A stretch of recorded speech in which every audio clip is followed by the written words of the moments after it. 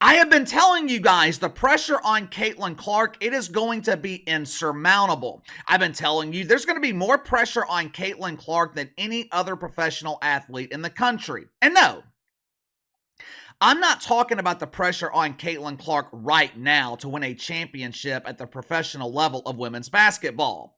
Some in the media are claiming that Katie Rue Clark needs to win a championship to cement her legacy.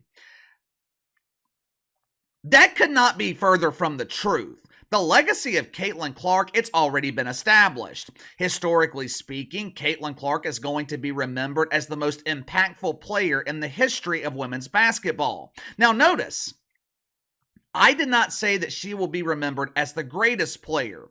I don't think I am qualified to make that claim because I don't watch women's basketball. I watch Caitlin Clark. She will be remembered, though, as the most impactful player because Caitlin Clark has accomplished something that no woman in the history of women's basketball has been able to accomplish before her. Caitlin Clark took women's college basketball into the mainstream. And if you don't believe me, if you happen to disagree, watch what happens to their ratings next season when Caitlin Clark retires from the professional level to collect minimum wage in the WNBA dump. There is going to be an unbelievable amount of pressure on Caitlin Clark to once again achieve what many believe, myself included, what many believe to be impossible. Whether it's fair to put this much pressure on Katie Rue Clark, it really doesn't matter. There's no such thing as fair. The truth is, the pressure, the expectations, they are going to be real. Caitlin Clark is going to be expected to save the WNBA. And WNBA Commissioner Cathy Engelbert, the diva of dump divas, the Goliath of garbage, she is going all in on Caitlin Clark. She is putting all of her chips on the table. She is betting on Caitlin Clark. And to be honest with you, it's a brilliant strategy from Cat Engelbert because right now, she's putting all the pressure on the television networks to take a risk. She is pressuring the networks to invest millions of dollars into a league that has failed to generate a single peso in profit in the last 3 decades. According to Cathy Engelbert, networks like ESPN, ABC, they are devaluing the WNBA. Right now, the WNBA is being paid $60 million a year to provide networks with exclusive access to the dump.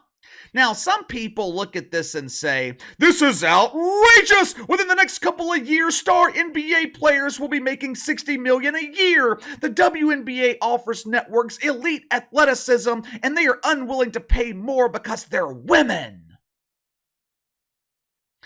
Yeah, I happen to disagree with this notion that the WNBA is undervalued.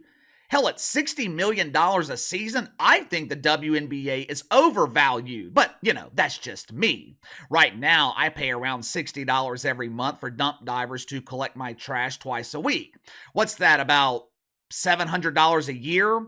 Why would I be willing to pay $60 million for the same service? The WNBA is trying to capitalize on Caitlin Clark by demanding a massive financial increase from its broadcast partners. 2/3 of nationally televised games in the WNBA are broadcast by ESPN and ABC. So basically, Cathy Engelbert, she is demanding a massive increase from the network who claims to be the home of women's sports. If ESPN isn't willing to put their money where their virtue signaling mouth is, Cathy Engelbert is threatening to take the WNBA to other networks, which I hope that happens. I don't think it'll happen. I don't think ESPN has the balls to let the WNBA walk. The worldwide leader in woke, they are more likely to overpay for the WNBA than risk being labeled as misogynist for believing that the WNBA isn't worth the money that they're demanding.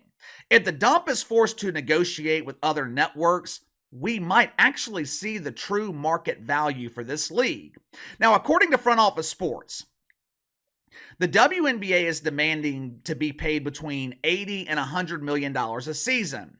Now, some in the mainstream media are claiming that that is a reasonable number.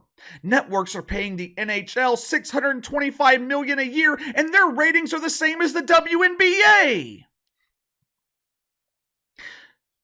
Believe it or not, this is partially true. It's also another example of the media serving a shit sandwich.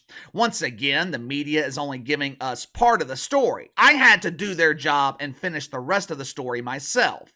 Yes, during the regular season, ratings in the WNBA are almost equivalent to the NHL. Last season, the dump averaged 462,000, while the NHL averaged 474,000 on ESPN and TNT. However, these numbers are a bit skewed in the WNBA's favor. That 462,000, that includes games broadcast on ABC. The number for the NHL, it only includes games broadcast on cable. But either way. Doesn't matter because the NHL provides the majority of its value in the playoffs. Last year, the NHL averaged $1.2 million in the playoffs, $2.6 million for the Stanley Cup Finals. Now, those numbers were atrocious for the NHL, but they look like a polished turd when compared to the WNBA. The dump, they averaged 470,000 for the playoffs, just 8,000 more than they averaged during the regular season. They averaged 728,000 for the WNBA Finals, which was the most watched WNBA Finals in the last 20 years. Just think about that. 728,000. That was their highest number in 20 years. They're bragging about these numbers and they're complete dog shit. For the last few months, the media, along with myself, we have been criticizing Charles Barkley for averaging 400,000 to 500,000 on CNN. We have been laughing at Caitlin Collins, Katie Roo!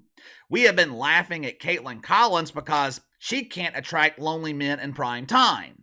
But when the WNBA averages 462,000 during the regular season, the mainstream media, they pretend like it's a huge success.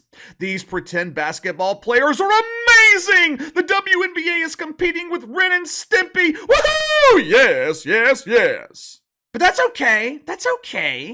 Cathy Engelbert is banking on the fact that the WNBA won't be competing with reruns of Ren and Stimpy for much longer.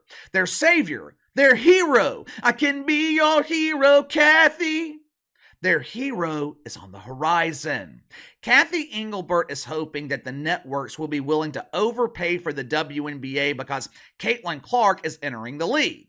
John Costner, who I would assume has no relation to Kevin. John Costner is a former executive at ESPN and the current founder and owner of Costner Media. Not Kevin Costner. He told Front Office Sports, "You cannot deny the attention that Caitlin Clark has brought to women's college basketball. She will bring far more attention to the WNBA, and people will discover the amazing talent offered in this league. I am telling you, there's nothing more exciting than facial hair counting contest and overtime. You will be amazed during All-Star Weekend when the WNBA has their annual airballed dunks contest." Look, John Costner, he knows a hell of a lot more than I do when it comes to media advertising and broadcast rights deals. And maybe he's right. Maybe Caitlin Clark will save the WNBA. I can tell you with certainty, John Costner is right in the short term. Initially, Caitlin Clark will bring increased awareness. She will bring thousands of additional viewers to the WNBA. The question is, will it be sustainable long term? Me personally, I have my doubts, and I have almost 30 years of history to back it up. The WNBA was far more popular 25 years ago than they are today. When the league first launched, they had actual star players. Cheryl Swoops, employee number 1, the original Pooper Swooper. Lisa Leslie, Becky Hammon, Dawn Staley, Rebecca Lobo, Teresa Weatherspoon. I mean, outside of Caitlin Clark, who are the other mainstream stars in the WNBA? Well, Casey, there's Bob Griner. There's Kelsey Plum. Kelsey the plumber? I mean, she's great and all. Beautiful woman, good player, and she is an absolute force with that plunger. But is Kelsey Plum a mainstream superstar? No. And don't even get me started with Bob Griner, the woman made famous for her vacation with Vlad Puder. You know why Michael Jordan was so special? Now, obviously, he was unbelievably talented, but Michael Jordan had other superstars to work with. He had to overcome Larry Bird and the Celtics, had to overcome Isaiah Thomas and the Pistons. First championship, he beats Magic Johnson and the Showtime Lakers. It's same with LeBron James. He had to overcome the Spurs dynasty, had that rivalry with Steph Curry and the Warriors that carried the NBA for 5 or 6 years.